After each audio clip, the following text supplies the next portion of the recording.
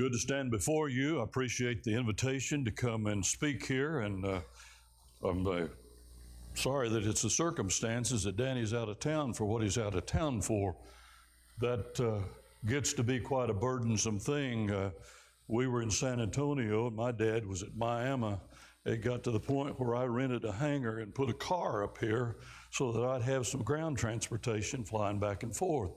I don't know what's wrong with my voice. Something if I got nastiness, that what do they call that, post-nasal drip or something like that. I'll growl through it if you'll listen through it, and we'll get to where we need to get to. As we study some things here and we talk about what can go wrong, what will go wrong, we were stationed out at Edwards Air Force Base, California, years ago. When they asked me about how many foreign assignments that I had, I said I've been in Europe, Asia, and California. So that's how I felt about it. While we were out there were things that were still evident, some of the testing that had taken place, getting prepared for all of the space adventures that would go on. And they had a rocket sled that was there that they would speed that thing up to see what kind of stresses that the human body could endure as it went through the various things about acceleration and deceleration. And there was a captain that was out there who is known for his quote, and you've heard it. He says, "Whatever can go wrong will go wrong." And that's Murphy's Law that we say. And I put one to it that it was Chief Andrews' corollary, is that whoever speaks loudest in the meeting is going to become OPR, and that stands for Office of Primary Responsibility. You know, tag you're it, you got the duty. So as we look at those things and we think about what is there and what has happened, that God set out in order that He would put man in a wonderful place, and He even said upon the creation about man and woman that it is very good. It doesn't take very long. You count them up, 1, 2, 3 chapters, 3rd chapter of Genesis, we get to the point where that man has sinned, the temptation has come, they have given into it, and for whatever the motivation was, they reached forth, they took the forbidden fruit, they ate of it, and just as God had promised them, that they die. Out of my garden you'll go, because if you stay, you might reach forth, take this tree of life, that fruit, and eat and live forever. Not going to allow that. Sin is not going to exist within the goodness of God's perfect place. We go through years, and when you turn into the next book of Exodus, you find the chapters as they go, and we finally get to 3 because there's some 80 years that have transpired in these first 2 chapters. You know the story about Moses. Moses and his parents, as it's made of a little ark or a basket, if you please, and there it is that this baby Moses, to escape the proclamation of the Pharaoh, that off he goes floating down the way, and he is discovered, taken in, and raised, as they say, to be the child of the Pharaoh. Now that all goes nicely for 40 years as he learns all of the social ins and outs, all of the economic things that go on, all of the military things that would go on, all of those things that are dealt with within politics. He learns those things. And somewhere about the age of 40, he decides of what he is seeing, having been taught by his own mother about his people, those of the Israelites, that the Egyptian slave taskmasters were not being kind about it. And of course, he took the life of one, thinking he was doing the right thing, but it's about to get the news out, so he flees into the wilderness. It is the same wilderness where it is that the children of Israel are going to do their wandering after there is the release from Egyptian captivity. And after 40 years there, we would say within our terms that Moses knew that wilderness like the back of his hand. And in the knowing of this wilderness of what it is and what it is not, one day, chapter 3, he encounters a burning bush. I know that we've all seen something that catches on fire. Out in California and Oregon and Washington, as those fires have been going on, these are the conifer type of a tree. Once they catch on fire, it is just a massive flame all at once as they torch upward. I don't know what it was that Moses was looking at. I don't know what kind of bush it was. I just know this of what the text would say, is that it was not consumed by the fire. Being not consumed, it got his attention. He drew closer, and God speaks to him, "Take off your shoes. The ground upon which you stand is holy ground." And standing upon that holy ground, God gives him a task. We know what the task is. I want you to go down and to tell Pharaoh to let my people go. Now we know of in the outcome of how this develops that there are 10 plagues that are involved. Pharaoh even has this to say, "Who is Jehovah God that I should hear his voice?" He is the most powerful monarch or leader in the known world at that time. They were the most powerful economically, socially, educational as well. They had it all. Military might was not exceeded. Who is Jehovah God? And we might place tongue in cheek that God gave him a 10-point lesson as to who he is. But this is what that God tells to Moses: "You go down and tell him to let my people go, Israel. Israel is my firstborn. And if you don't do it, I'll take your firstborn." You know what happened? God worked on that, and it took place. That the firstborn was taken, and they were ushered and told to get out, and out of Egypt they went. This, as we look at what God has said before, when he says about the situation at Eden, that I will place this enmity, this hardship, this difficulty, and upon the man, upon the woman, upon Satan himself. And there is the decree of God that it's going to be the way that it is. Paul talks about these things in Ephesians. In Ephesians 4, verses 7 and following, he said, "And every one of us is given grace according to the measure of the gift of Christ. Wherefore he saith, when he ascended up on high, he led captivity captive and gave gifts unto men." The whole of what our Christianity is all about is predicated on resurrection. That's the focus of it. This life in which we live right now, it's not the end result. It's a means of where we are to going to what God has promised. When he promised, and I can't tell you, what's the new heaven? What's the new earth? What is it going to be like? We can look at the old one that he created, and he said after he created it, it's very good. Is it going to be like that? Maybe. Is it going to be different? Maybe. I don't know what God's got in mind. I just look at things through the finite. It's hard to think about things in the infinite. But Christ has come and he led captivity captive.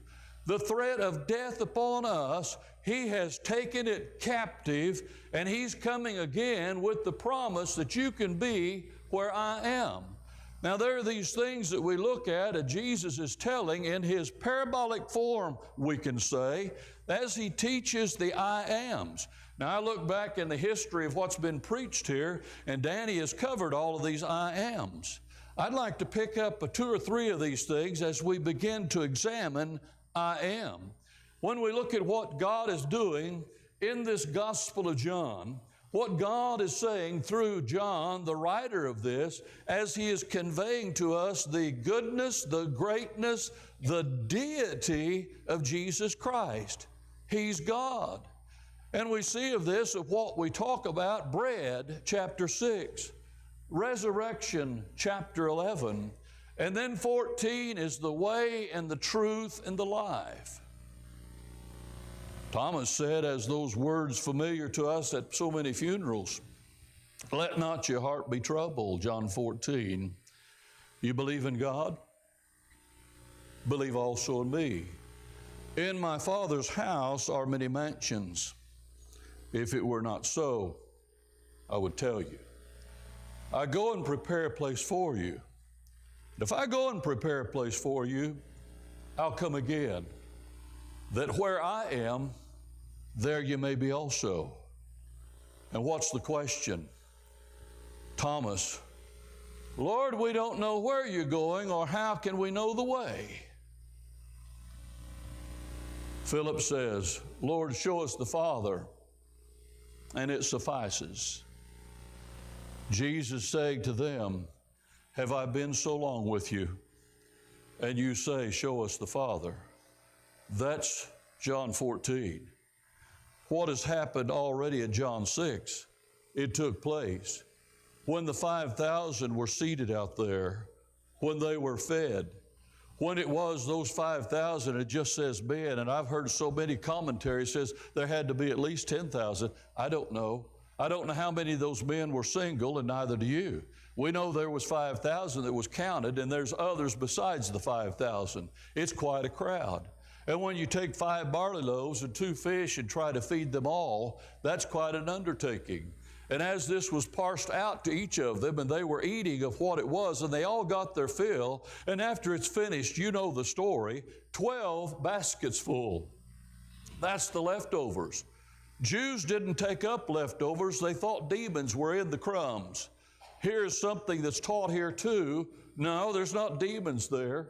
They looked at this and saw that they were filled, and Jesus said about what the greatness is of what is before them. Do they understand it? Well, our fathers out in the wilderness, they had manna, and Jesus said, I am the bread. It's not the barley loaves and the fish. It's not the manna from heaven. I am the bread. Don't you get it? And so often we'll find those that it just right over the head. Why can't we focus on this and see what is there? I'm the living bread which came down from heaven. Not the manna, not the barley loaves, but I am. This is that bread which came down from heaven, as your fathers did eat manna and are dead. He that eateth of this bread shall live forever. You think about that. When we partake of this, and Jesus is saying, take this, eat. It's my body. Take this and drink. It's my blood. Unless we eat this, assimilate it, if you please. Assimilate those things of the totality of who God is, we have no part of Him. We can't be just a little bit involved with it if we're not completely involved with it. I was listening as Caleb was announcing the songs. Verse 1, 2, and 4. Now, Brother Slater, back from years ago, you've probably opened up your songbooks, and Will Slater, that Walking Alone at Eve. I was rather well acquainted with his brother out in California. He lived in a city called Hesperia. It almost sounds like hysteria. That he said that many times, I live in hysteria. But he said, this is his common expression, more neglected than verse 3. We leave it out. But as we think about things that are left out, it can't be left out of when God and the concern that He has with us, it's got to be there. As we see what God has brought to us, the words that I speak, these are Jesus' words. They are spirit and their life. Peter says, as the question was asked, as the crowd has gone, will you also go away? Peter's the bold responder. To whom shall we go? Thou hast the words of eternal life. The question as we think about this bread that Christ has brought, will you go away? We make a decision. Jesus, as the things had gone on in Jerusalem and as He was in the temple and teaching, they don't like this, that He is teaching that He is deity, He is God. They are ready to take up stones and to do the killing of Him right on the spot. He managed to get away from them. The managing of it is because He is deity, He is God. He left that part and He went to Galilee, or walked in Galilee, and there He is in this part, and we find Bethany, a city that is just 15 furlongs away from Jerusalem. Now, a furlong is 0.11 miles. Now, if we just say it's a tenth of a mile, there's 15 tenths, or a mile and a half to 2 miles away. Bethany's not far away. When Jesus said, Lazarus sleeps, and the disciples said, well, if he sleeps, he's going to be all right. We're in John 11. And as He talks about this, of what they know, Lazarus is dead. Get the emphasis. And what were the disciples saying about this? If we're going to go to Bethany, let's go there and die with him, because they were seeking Jesus in his life. What are they going to do with us as well? Are you willing to be counted among them? Are you willing to stand up when it really gets tough? That's the issue. And Jesus, as he talks of this, and he says of them when he arrives, Mary and Martha, if you'd have been here sooner, he would not have died. He is 4 days in the grave.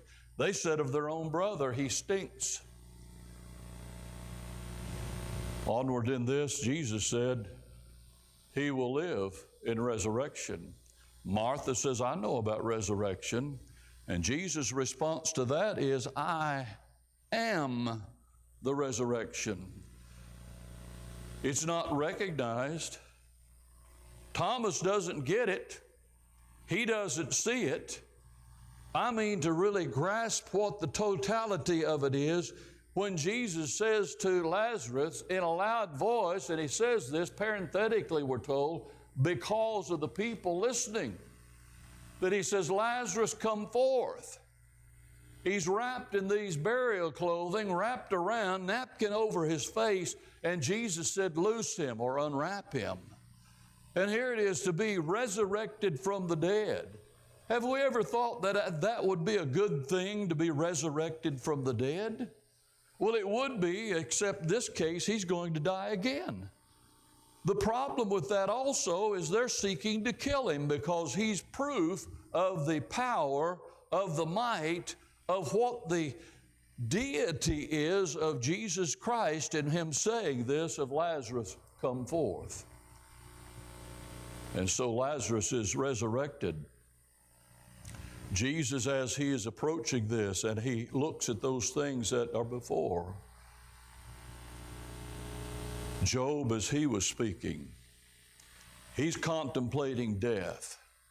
He doesn't get to see what this is, that Paul tells us, every man in his own order. He says, Christ the first fruits, afterward they that are Christ at his coming. That it is the resurrection upon which all of this is predicated, that Jesus had cried this loud voice, and we find that when he comes again, the parousia that takes place, it will be like the sound of the trumpet of God. Now, if you take yourself back into antiquity, that's how that they communicated from one military formation to another military formation. They would, by a trumpet sound, that they would do that. And so he says, the trumpet of God. He said with a loud voice, Lazarus, come forth. It's going to be with a loud expression of whatever God does, that all of us who are in the grave will come forth. We look at this, and Jesus is saying about, don't marvel at this 38-year paralytic that has been raised at Bethesda. He said to him, take up your bed and walk. Don't be all taken with that. It's coming that there's going to be a resurrection of all. John says that this when he says, beloved, now we're the sons of God, 1 John 3 and 2. And it doth not yet appear what we shall be, but we know that when he shall appear, then we shall be like him, for we shall see him as he is. It is not yet revealed how we shall be, but when he is come, we shall be even as he is. It's coming. What's John saying? I saw him resurrected. We were in the upper room. Doors were locked. Jesus said, don't be afraid. I'm not a ghost. A ghost does not have flesh and bone. He was with them 8 days later, and when you use their reckoning of time, they're going to count that Lord's Day, or Sunday if you want to say it under our reckoning, they're going to count that as number one. And you get to the next Sunday, you're 8 days. Thomas wasn't there. What has Thomas said? Unless I feel the imprint, I'll not believe. Jesus said to Thomas, reach, put your finger in the imprint of the nails. Reach, put your hand where Roman steel has been in my side, and believe. And we see of what is given within this, that antiquity speaks of resurrection, like Jesus is resurrected. Job, if we get into Job 19, he speaks of these things that whom I shall see for myself, speaking of Jehovah God. And mine eyes shall behold, and not another, though my reins be consumed within me. He has said in the verses before, I'd like to take a chisel and I'd like to etch it into stone that it could be forever, that others could see it, that my eyes, he's talking about resurrected eyes, are going to see it. Different, changed, don't know exactly how it is, and we join with John. We do not know how we're going to appear, but we'll be like he is.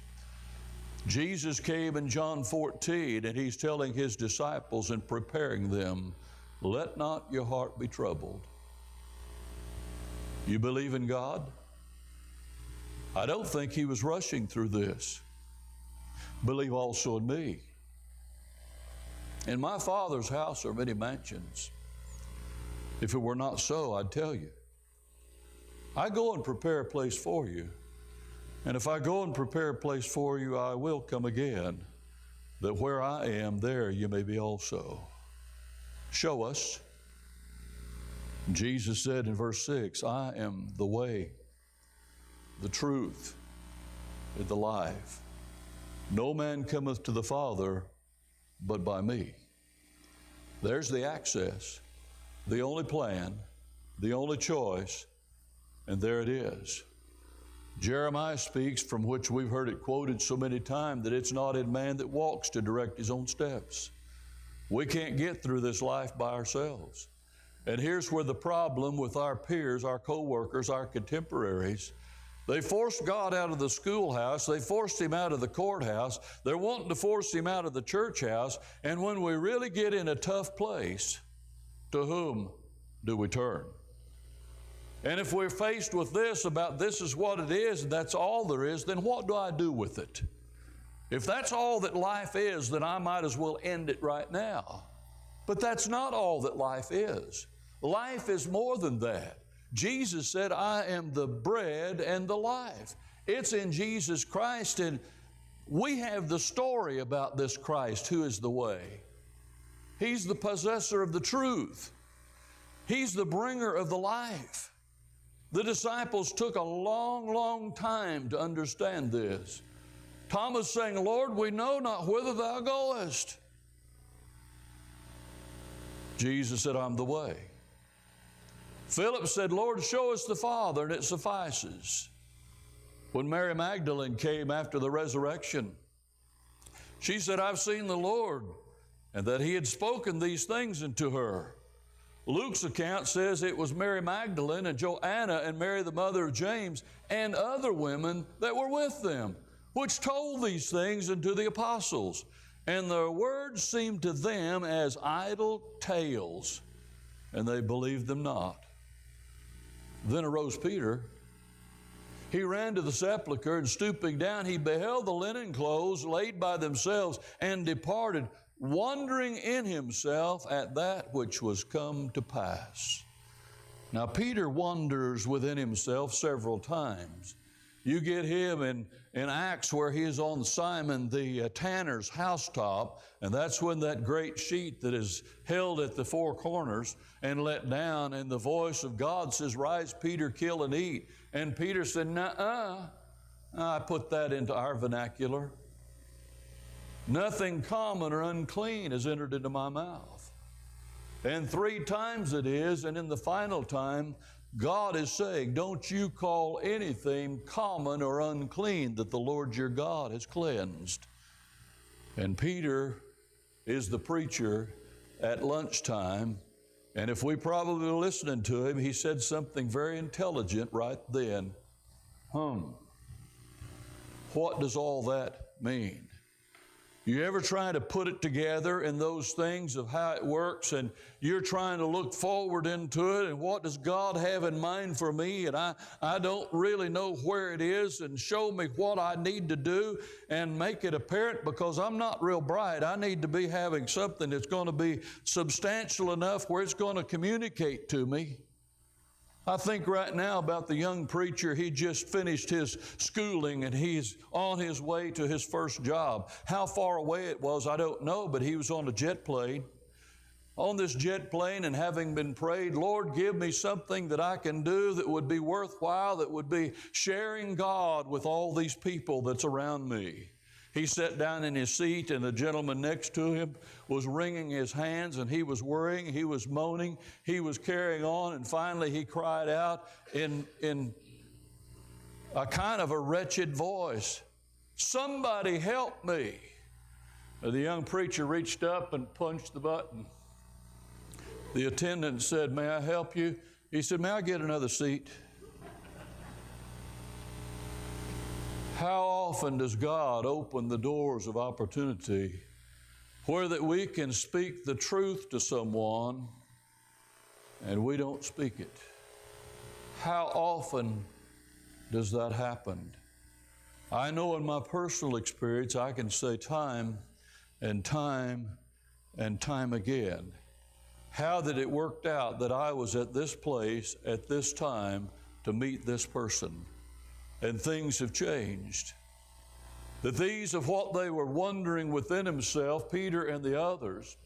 Mark's account says that Jesus, after he appeared unto the 11 as they sat at meat, he upbraided them for their unbelief and hardness of heart, because they believed not them which had seen him after he was risen. The testimony of the resurrection, that's what we have today. We have those who have told us about what it is, and we have the news to share. Paul talks about this in 1 Corinthians 15. And in 1 Corinthians 15, he says, above 500 brethren at once saw the Christ resurrected. I spent a lot of time in a courtroom. I was not the defendant. But in the course of this, there's the presentation that takes place. Witnesses, you have 500 witnesses. The prosecution's going to say, this is a slam dunk. We've got this one sealed. 500 brethren at once have seen the Christ resurrected form. That's something you could believe it. You can understand it. You can trust it. Paul tries to get it into terms that we can grasp. He says, all flesh is not the same flesh. He says there's one flesh that's beast. There's one flesh that is fish. There's one flesh that is man. There's another one that's foul. As he talked about these different flesh that is there, he said all bodies are not the same. There are bodies that are earthly, and there are bodies that are heavenly. The earthly body has one distinctive use. The heavenly body has a distinctive use. They're not the same, but they're bodies. And the one that we're going to bury, the earthly biological body, it's going to be resurrected to the purpose of what God wants it to be. God's going to make it work for us. Thomas, because thou hast seen me, thou hast believed. Listen to these three words. Blessed are they that have not seen and yet have believed. Thomas said, unless I can touch where the nails were, unless I can feel where the Roman steel was, I'm not believing. Oh, Thomas, you have. And blessed are those who have not seen, that's us, and believe. And the question of the hour is, are you blessed? We really have to think about that, especially in the cynical society that we live in, where the things seem to be unraveling and going bad. Are you blessed? And it really doesn't matter what happens on Tuesday with that election. What really matters is what happened in that tomb when the Christ was resurrected. He beat it. He beat it for us. He has held captivity captive. He has taken death and put it in its rightful place. And He tells us to put it into perspective. Get into Revelation 6, and He uses this. These are those who are under the altar. Take a white robe and wait. They said, how long? At the right time. Just be patient. We sometimes have a difficulty with that. Do you realize if you happen to be 6 years old, that 6 months is 16% of your life? And if you're 60 years old, 6 months, let's move a decimal over, is 1.6%. Do you realize that? We seem to think the older we get, the faster time goes. Oh, it's moving at the same speed. I got up at 4 o'clock this morning. That's the old time. This sermon was rutted in my head. Are you blessed? If you believe not that I am He, Jesus, John 8, you shall die in your sins. Jesus said in verse 58, before Abraham was, I am. The existence of Christ from long ago. Not Jesus. Jesus is the flesh and blood that was born. But the Christ, the Word, the promised Messiah, He's come. He has a message of salvation. Do you believe it? He's brought it once, and this is it, that God, as He develops this from, I'm going to place enmity here, or war, if you will, and it's going to exist. It's a sad thing when you read Hebrews 11 that Adam and Eve aren't there. But we look at those who are there, and all of these who've been before us, who live faithfully to it, not perfect in all of their life, but to reach to God for perfection, because the blood of Christ will make you perfect. Do you believe? Do you believe? And as Philip asked the Ethiopian, because the Ethiopian says, what hinders my baptism? Philip said, if you believe, you may. He said, I believe that Jesus Christ is the Son of God. Acts 8 and verse 37. Do you believe that? And the next question behind it, what do you do with it? If you believe it, what do you do with it? Back from his meeting a few days back, and I said, well, how was the meeting? That's the standard question is asked when a preacher comes back home after a meeting. He gave me the standard answer.